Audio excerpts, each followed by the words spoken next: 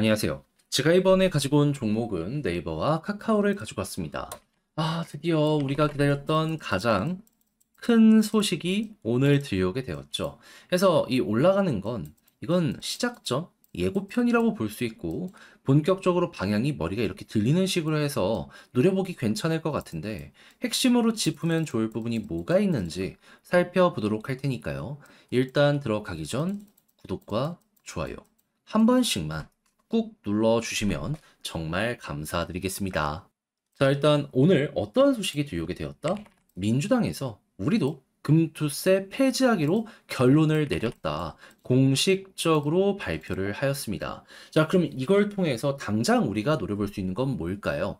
투자를 할까 말까 막 고민했던 이들이 시장으로 컴백, 돌아올 가능성이 높다. 이리 볼 수가 있겠죠. 무엇보다 투자를 고려하고 있는 사람들은 일반 개미들보다요.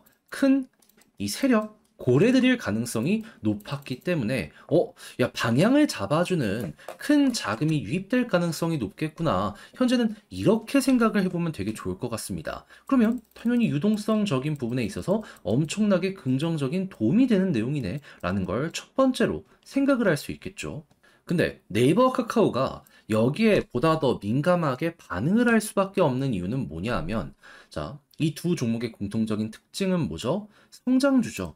성장주는 지금 당장의 실적이 아니라 미래 기대값을 지금으로 끌고 오는 이런 종목들입니다. 근데 시장에 돈이 많아야지 훨씬 더 먼 미래에 이 밸류를 현재로 끌고 올 수 있을 거 아니에요. 했을 때 유동성이 채워지면 훨씬 더 민미래? 야 이거 허재네? 그러니까 단순하게 돈 조금 올라가지고 이게 가격적으로 상승하는 그걸 넘어가지고 훨씬 더 좋은 환경 자체가 조성될 가능성이 높은 게 이 내용을 통해서 만들어지게 되었다라고 생각을 할 수가 있다는 겁니다. 여기에 만약에 미국에서 추가적으로 금리 인하가 계속되는 모습까지 보여지게 된다면 어떤 일이 발생을 한다? 한국도 좋은데 해외도 좋다. 따라간다. 자, 그랬을 때 지금 11월 FOMC 이번 주에 진행이 될 예정이죠. 25bp 금리 인하에 대한 확률은 어떻게 잡혀 있는 상황이다.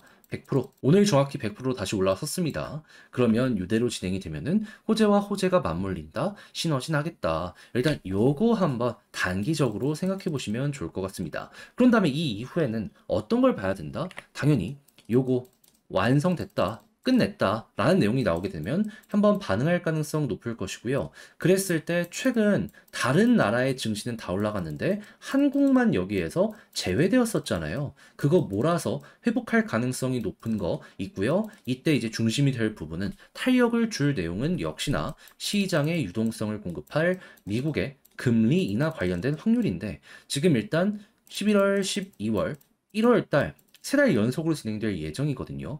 했을 때 11월 달 한 번은 확정이고 이 두 번 중에 한 번은 금리 인하를 휴식할 가능성이 높다라고 합니다. 이게 동결인 거죠. 그러면 그때는 잠깐 쉬었다가 1월이나 아니면 12월 둘 중에 한 번 금리 인하를 또 진행하는 모습이 보여지게 된다면 머리 한번 또 돌리고 그 다음에 계속해서 금리 인하가 진행이 되는 모습이 보여지게 된다면 그때마다 올라가게 될 가능성이 높기 때문에 금리가 결국엔 3% 아래까지 떨어지게 될 가능성이 높다는 평가가 있기에 내년 말이나 내후년 초까지 관련 이슈가 있다면 그때 네이버와 카카오는 꾸준하게 우상향할 가능성이 높겠구나. 이런 식으로 이거 바라보시면 되게 저는 좀 올바르게 볼 수 있지 않을까. 이렇게 정리를 해볼 수 있을 것 같습니다. 그러니까 금리 인하의 끝.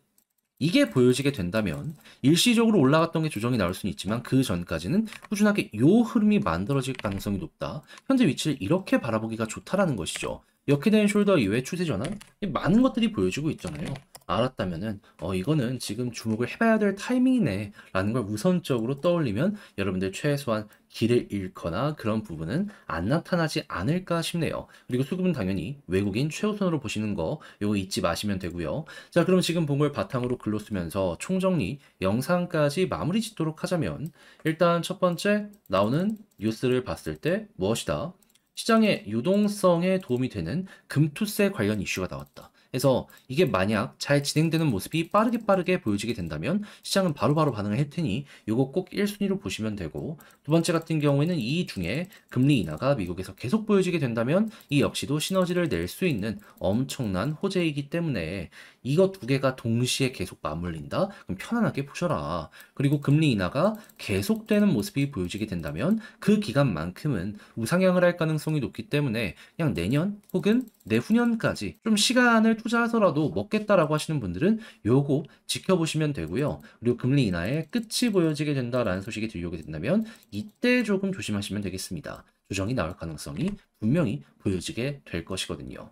그리고 이런 상황 속에서 수급은 외국인 주로 보시면 되고, 이거 예시로 볼 수 있는 가장 훌륭한 구간이 어디다?